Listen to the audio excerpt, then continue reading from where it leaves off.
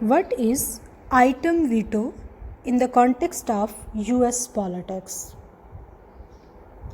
Item veto is a power of an American president, or it is a power of a state governor to veto particular components of a bill rather than reject the entire legislation.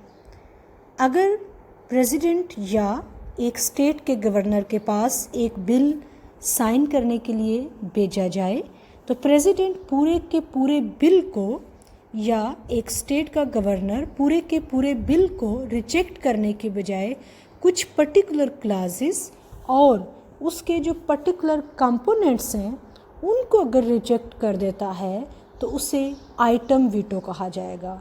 याद रखिए, veto और item veto दो अलग अलग चीज़ें हैं। Item veto जैसे कि नाम ही बता रहा है कि इसमें उस बिल के कुछ आइटम्स को वो ऑब्जेक्ट करेगा, उसके कुछ आइटम्स को रिजेक्ट करेगा, जबकि वीटो में जो एंटायर लेजिस्लेटिव बिल है उसको ही रिजेक्ट किया जा सकता है, लेकिन आइटम वीटो में ऐसा नहीं होगा।